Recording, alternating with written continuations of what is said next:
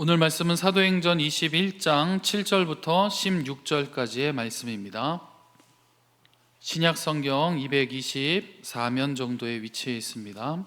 사도행전 21장 7절부터 16절까지 저와 한 절씩 교독하시고 마지막 16절은 한 마음으로 봉독하겠습니다.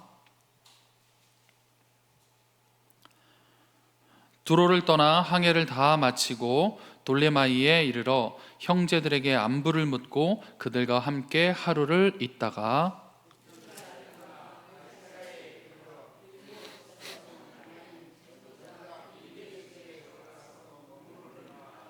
그에게 딸 넷이 있으니 처녀로 예언하는 자라.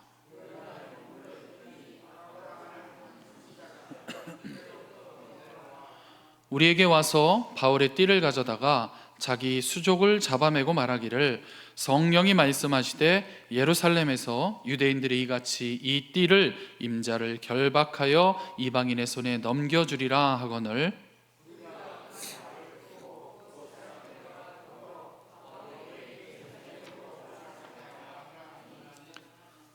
바울이 대답하되 여러분이 어찌하여 울어 내 마음을 상하게 하느냐.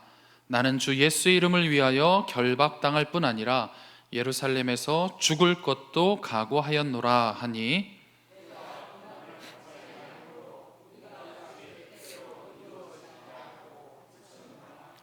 이 여러 날 후에 여장을 꾸려 예루살렘으로 올라갈새 가이사랴의 몇 제자가 함께 가며 한 오랜 제자 구브로 사람 나손을 데리고 가니 이는 우리가 그의 집에 머물려 함이라. 아멘. 할렐루야. 참 더운 날이었습니다. 우리 먼저 이렇게 인사할까요? 함께 교회가 되어 주셔서 감사합니다. 이렇게 인사하겠습니다. 아멘. 한 번 더 인사하겠습니다. 이보다 더 좋을 수 없습니다. 할렐루야. 우리는 아름다운 개성교회입니다.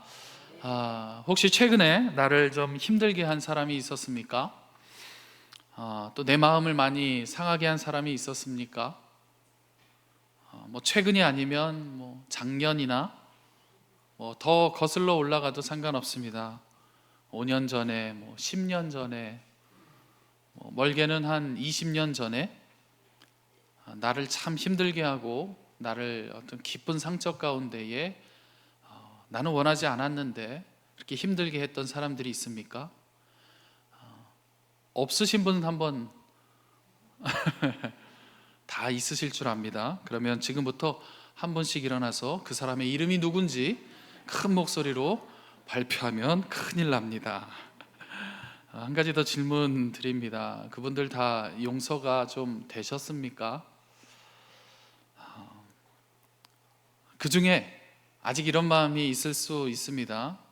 그 중에 몇 사람은 지금이라도 나한테 와서 꼭 무릎이라도 꿇고 눈물로 사죄해도 내가 용서할까 말까 이런 대상이 아직은 좀 있을 수 있다고 생각을 합니다. 사실 이 부분이 우리에게 또 믿음의 사람들에게 참 어려운 부분 중에 하나입니다. 그럼에도 불구하고 하나님의 말씀은 늘 동일하게 우리에게 말씀하시죠. 서로 사랑하라, 또 서로 용서하라 하는 것을 말씀합니다. 그렇다면 무엇이 우리를 이토록 서운하고 또 찢어진 가슴 속에서도 용서하고 또 화해해서 그리스도의 아름다운 공동체를 이루게 하는지 우리가 그 핵심을 좀 알아야 할 필요가 있는 것 같습니다. 그래서 오늘 말씀에 그 부분을 함께 살펴보도록 하겠습니다. 제가 지난 시간에 이어서 교회 안에서 크고 작게 존재하는 마찰이 있습니다 라는 주제로 함께 말씀을 나누고 있는데요, 오늘은 그 두 번째의 주제, 바로 관계에 대한 마찰을 함께 살펴보려고 합니다. 우선 바울이 지금의 여정은요, 오순절이 되기 전에 예루살렘에 도착하기 위해서 최대한의 경로로 좀 신속하게 지금까지는 이제 배편을 이용해서 이동하고 있습니다. 그러다 보니까 배를 따라서 먼저는 두로라는 지역에서 일주일간 그 지역의 제자들과 교제도 할 수 있었고, 또 오늘 7절을 보면 돌레마이라는 지역에서도 잠시 정박하면서 하루 정도의 시간 동안 그 지역의 형제들과 안부를 나눴습니다. 그리고 우리가 참 좀 익숙한 지명이죠. 이제는 가이사랴에 도착을 하게 됩니다. 이제부터는 바울이 이제 육로를 통해서 예루살렘을 향하게 됩니다. 그 거리가 약 100km 정도가 됩니다. 100km 정도를 내가 이제 시작을 해야 된다 하면 먼저는 그거에 대한 단단한 준비를 해야 되겠죠. 이 마음으로 우리 15절을 한번 같이 읽어보겠습니다. 시작. 이 여러 날 후에 여장을 꾸려 예루살렘으로 올라갈세. 말을 타고 이동하게 되면 말도 준비해야 되고요. 또 그 말에 안장도 채우고 여러 가지 짐도 꾸려야 되고, 또 혹시 걸어서 가게 된다면 이와도 마찬가지입니다. 여러 가지 참 준비해야 될 것들이, 물건들이 참 많이 있습니다. 그런데 무엇보다도 그 준비해야 할 것들 중에 중요한 것이 하나 있는데 바로 충분한 휴식을 좀 취해야 되는 것입니다. 체력적으로도 준비를 해야 하고요. 또 이미 여러 예언자들을 통해서 예루살렘에서 어떤 일을 만나게 될 것이다 라는 것을 이미 들은 바울이기 때문에 이 일을 위해서 몸뿐만 아니라 마음에도 준비의 시간이 필요합니다. 그리고 이러한 준비의 시간을 가져야겠다 하고 선택한 장소가 바로 오늘 본문에 누구냐 하면 전도자 빌립의 집입니다. 빌립은 다들 잘 아시는 것처럼 초대교회에 사도들이죠. 사도들이 헬라파 유대인 과부들을 도우라고 세운 7 집사 중에 한 명이었습니다. 그는 이후에 사마리아에서 이방 땅에서 복음을 전했던 전도자의 사역을 맡았던 사람이고, 또 대표적으로 에티오피아 여왕의 내시를 만나면서 그에게 예수님을 소개하고 또 복음을 전하면서 세례도 베풀어준 이방 사역의 전도자가 바로 빌립입니다. 오늘 본문에는 또 다른 내용이 소개가 되죠. 사실 시간이 그로부터 약 20년 정도의 시간이 지난 때입니다. 오늘 그에게는 딸이 넷이나 있는데 모두 예언하는 아직은 어린 딸들로 소개를 합니다. 사실 초대교회에서는요, 아주 중요하고 귀하게 여겨졌던 은사가 고린도전서에서 소개가 되는데 그것이 바로 예언하는 은사였습니다. 이 예언은 어떤 가정이나 특별한 한 사람의 내일의 일을 이야기하는 예언이 아니라 교회와 복음에 관한 예언이었기 때문에 초대교회에서 참 중요하고 귀하게 여겨졌던 은사들이었습니다. 그러고 보면 딸들을 아주 참 잘 키운 것 같습니다. 사실 제일 정말 어려운 부분 아닌가요? 자식을 하나님 앞에서 바르게 키워낸다라는 것은 저와 여러분이 공감하는 참 어려운 일 중에 하나가 맞습니다. 이렇게 참 어려운 일인데 빌립이 지금 그것을 잘 해낸 사람이다, 이런 안내를 지금 본문에서 하고 있습니다. 그렇다면 성경에서도 이 부분을 꼭 설명한 분명한 이유가 있겠죠. 후반부에 그것에 대한 이유가 등장을 하게 됩니다. 그런데 제가 지난 시간에 말씀드린 대로 이 두 사람, 바울과 빌립의 관계에서는 사실 해결해야 하는 사건이 하나 있었죠.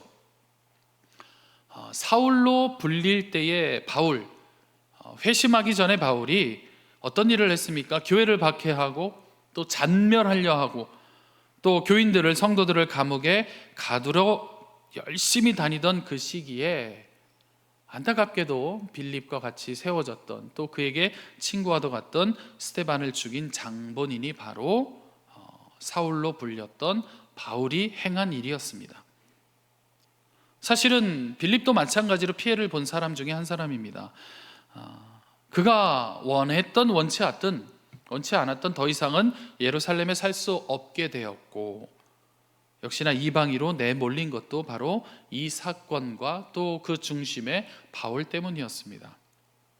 그렇다면 이 두 사람 사이에 해결해야 될 것이 무엇이죠? 바로 관계에 대한, 또 관계로부터 시작된 마찰을 해결해야 되는 것입니다. 거듭 말씀드리지만 우리가 믿음의 여정을 걸어갈 때에 사실 그 어떤 부분보다 힘든 부분이 바로 이 부분입니다. 몸에 난 상처도 또 마음에 난 상처도 그 상처가 회복하고 아무는 데는 참 오랜 시간이 필요한데, 더군다나 빌립은 어찌 보면 어떤 그 영적인 부분에도 상처를 받았던 사람입니다. 그러다 보면 이것은 더 오랜 시간이 필요합니다. 그런데 사실 시간만 지나간다고 해서, 오랜 시간이 지나가면 다 잊혀지던가, 그래서 나 혼자만 잘 삭히고 또 용서하고, 아니면 오히려 상대방이 용서했다라고 하면 이 문제가 다시는 내 삶을 건들 수 없을 정도로 완벽한 용서가 되던가, 그렇지 않다, 그렇지 않았더라, 그렇게 되기 어렵더라 하는 것입니다. 그런데 오늘 본문에서는요, 희한할 정도로 이 두 사람이 지금 한 공간에 머물러 있고, 또 그것도 빌립은요, 자신의 집까지 내어주면서 그 관계로부터 심한 마찰을 겪을 수 있는 바울을 돕는 관계가 되어 있는데, 우리가 그 답을 좀 알고 또 본문을 통해서도 배우고 이 장면을 좀 넘어가야 하지 않는가. 왜냐하면요, 지난 시간에도 말씀드렸듯이 사도행전은 성령의 행전으로 교회가 세워지면서 교회에 하시는 말씀이 담겨 있기 때문에 교회된 우리도 이 말씀을 주목할 필요가 있습니다. 그렇다면 먼저 정답부터 소개합니다. 이 부분에 대한 정답이 무엇일까요? 이 관계로부터 오는 마찰이 완벽하게 해결되는 그 정답은 바로 복음입니다. 좀 식상할 수 있죠. 아니면 좀 식상한 답이었나요? 너무 뻔한 답이었나요? 하지만 답은 복음에 있는 것, 복음에만 있다라는 것이 정확합니다. 그 외에는 답이 될 수가 없습니다.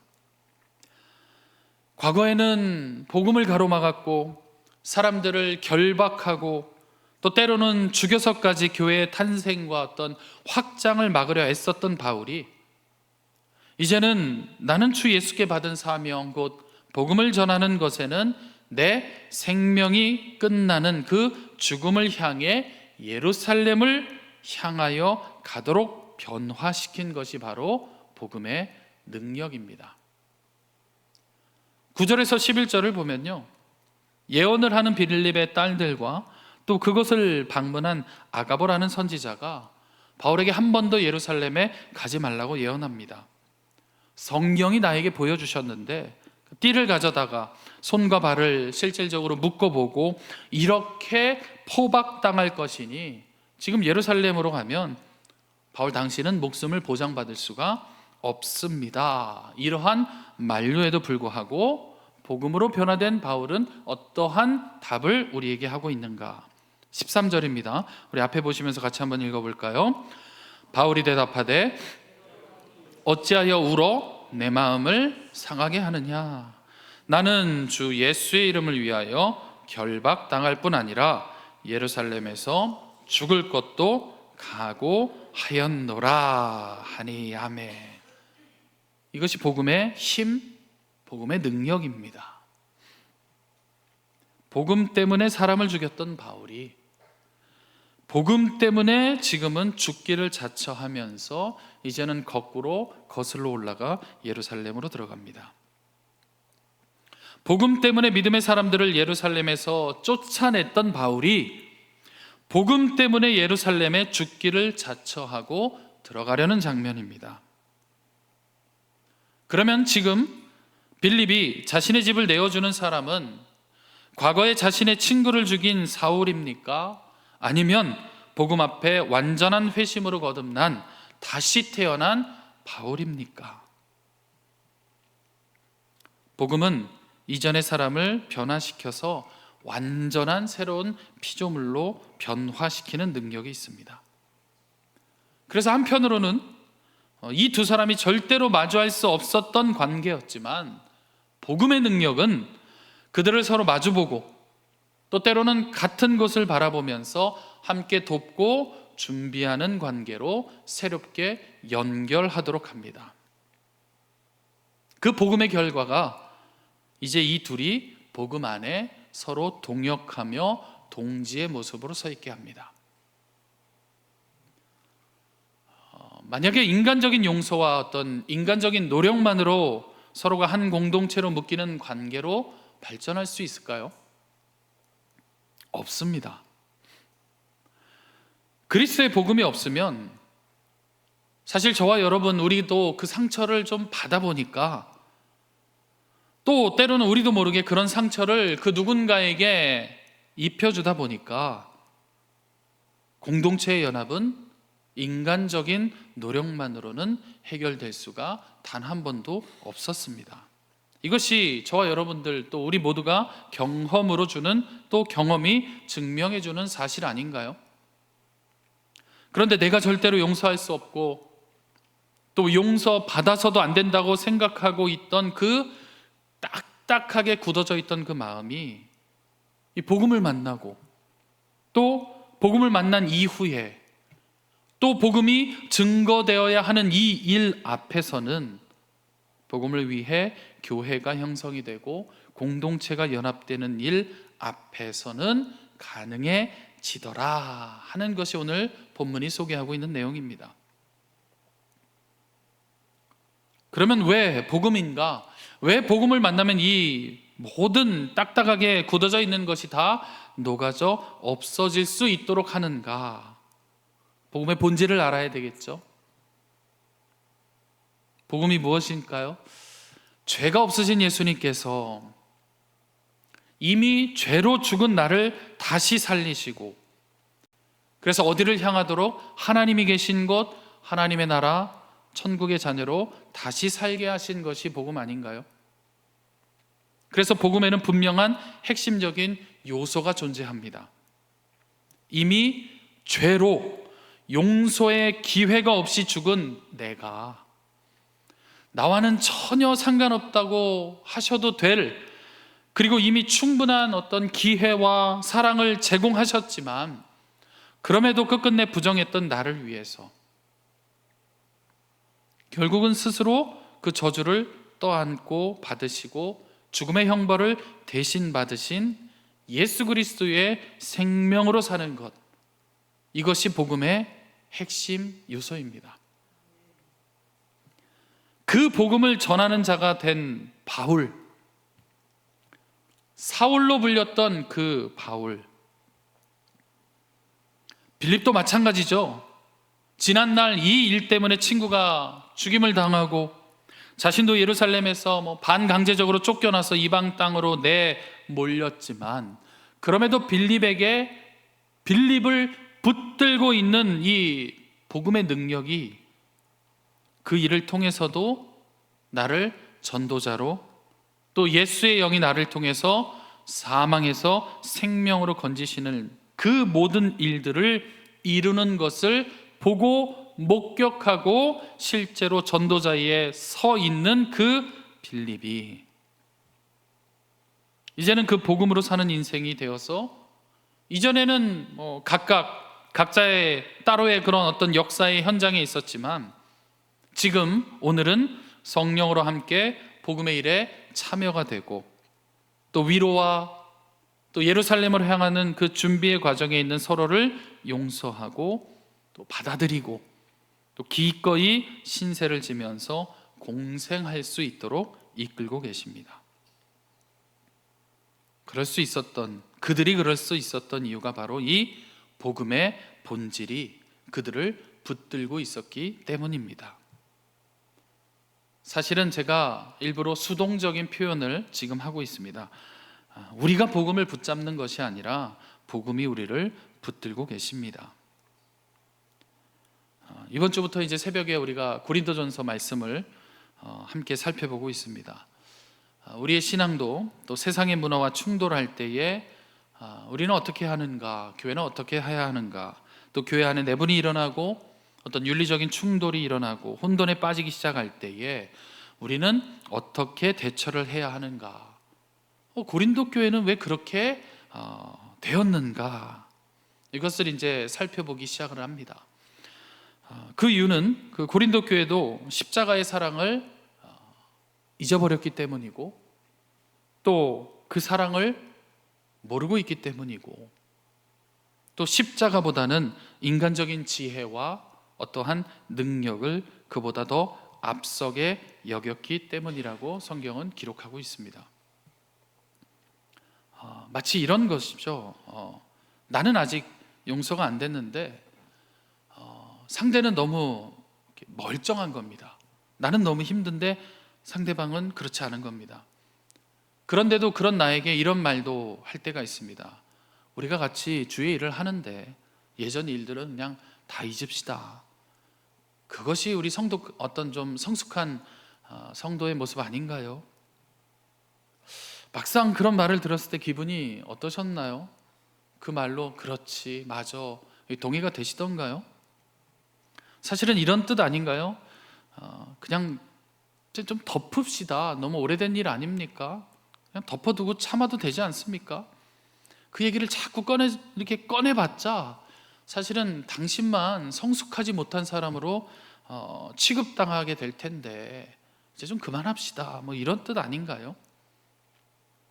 그것을 아니까 암암리에 나도 모르게, 우리가 모르게 서로 심리적으로 지배하려고 하고, 또 지배를 당하게 하고, 또 그렇게 교육하려고 하고, 또 그렇게 해야 간단하게 넘어갈 수 있으니까 쉽게 넘기려 하는 일들. 하지만 공동체가요, 이것을 계속해서 반복하다 보면 결국 교회는 곪고 멍들고 더 깊은 상처만 남기게 됩니다. 그러니 바울도 고린도 교회에게 분명한 문제의 핵심을 전하고 그 문제를 분명하게 해결할 수 있는 복음을 다시 한번 전하는 것이죠. 예배는 드리지만 세상의 기준도 함께 예배의 자리로 가지고 나올 때에, 또 자신의 어떤 또 다른 신념이 예배까지도 좀 지배하게 하고, 자신이 가지고 있는 어떤 또 다른 신념이 공동체까지도 지배하려고 할 때에, 우리도 마찬가지로 새벽의 묵상처럼 고린도 교회가 갖는 문제를 반복해서 가질 수밖에 없는 것이죠. 그렇게 되면 마찬가지로 우리도, 또 교회도 이제는 옳고 그름의 싸움과 어떤 효율과 비효율의 싸움을 하게 되고, 그리고 성취와 어떤 실패의 싸움의 길을 반복하면서 걷게 됩니다. 그러나 성경은 이것이 그리스도가 머리 되신 교회가 제시하는 길이 아니다라고 분명하게 말씀합니다. 교회가 십자가의 사랑과 또 하나님 베푸시는 그 은혜와 또 그로 인한 부활의 소망으로 세워질 때에, 이것을 다 함축해서 복음이 그 힘을 나타내면서 우리를 다시 붙들기 시작할 때에 우리에게 나타날 수 있는 유일한 어떤 증거, 유일한 자세는 한 가지밖에 없습니다. 바로 겸손한 것이죠. 그 모습이 우리 가운데에 시작이 될 때 드디어 우리도 우리의 입을 통해서 나오는 말이, 그 주제가 바뀌기 시작을 합니다. 하나님께서 어떻게 나와 같은 사람을 붙들고 계시는지, 그럼에도 불구하고 오늘 또 하나님께서 그 복음의 능력으로 나를 어떻게 살리셨는지, 내가 나를 봐도 용서할 수 없는 죄가 가득함에도 불구하고 복음은 나를 어떻게 생명의 길로 다시 세워주시는지, 이것 외에는 할 수 있는 말이 없어지는 것이죠. 그러면 우리 공동체 안에 남는 것이 바로 이 고백입니다. 복음의 핵심은 용서와 사랑으로 한 사람을 살리는 것이구나. 이것이 오늘 교회에 하나님이 하시는 말씀이구나. 그래서 이 복음의 어떤 참 진리를 다시 한번 가슴에 담은 사람은 십자가를 온전히 아는 것이고, 또 그것에 생명의 원리가 있음을 역시나 또한 알게 되는 것이고, 동시에 복음을 통한 하나님의 나라가 어떠한 질서 가운데에 운영이 되고 있구나 하는 것을 알게 됩니다. 하나님의 나라의 질서는 반복되는 것이죠. 이런 겁니다. 사랑과 희생으로 십자가를 세우시고 그 십자가로만 구원을 이루시고 또 그 십자가가 교회를 낳고 그 십자가가 세상으로부터 승리하는 것이 바로 하나님의 나라의 질서입니다. 좀 번외의 얘기가 될 수도 있지만 오늘 본문을 보니까 빌립의 네 딸이 모두 예언하는 자였다 이렇게 소개합니다. 그렇다면 한편으로는요, 빌립이 그 딸들에게 끼친 영향력이 절대적이지 않았을까 하는 생각을 해봅니다. 또 이것을 좀 거꾸로 얘기해 보면요, 자신의 자녀를 예언자로 키운 사람이 빌립이 될 수 있는 겁니다. 빌립이 딸들을 낳고 딸들을 예언자로 키웠습니다. 물론 인간적인 빌립을 말씀드리는 것은 아니죠. 그러면 우리의 공동체는, 믿음의 사람들은 무엇을 낳아야 하고 또 무엇을 키워야 되는 겁니까? 이런 것이죠. 공동체가 반복적으로 들려주면서 이 교회 공동체가 존재하는 이유와 그 가치가 어디에 있는가? 바로 복음을 낳고 복음을 길러야 하는 것이 교회 공동체 아닌가요? 그래서 우리도 교회는 용서를 받음으로 세워진 공동체다. 또 그래서 그 용서를 기억하고 있는 모임이 바로 교회다. 그러므로 교회는 하나님의 오래 참으심의 역사에 같이 함께 동참하면서 한 생명을, 한 영혼을 품기 위해 존재하고 그것의 가장 큰 가치를 갖고 낳고 그것대로 기르고 가르치는 것이 교회다. 나를 가장 힘들게 하는 대상이 교회 안에 있었습니까? 밖에 있었습니까? 오랜 신앙의 여정을 걸어온 저와 여러분들은 주로 교회 안에 있죠. 그러나 그 대상조차도 품는 공동체가 바로 교회 공동체다. 그러고 보니 여기서부터는 저의 개인적인 묵상이지만 이것을 낳고 이것대로 가르친 사람이 전도자 빌립이 아닐까. 그리고 그 자녀에게도 복음의 능력으로 살도록 키운 빌립이 아닐까. 성경이 왜 갑자기 여기서 처녀다라는 것은 아직은 좀 나이가 꽉 차지 않았다 이런 뜻입니다. 학자들이 한 16세 전후로 해석을 하고 있습니다. 근데 왜 오늘 본문에 이 어린 딸들이 예언자로 자랐다 이 말씀을 꼭 하고 계실까?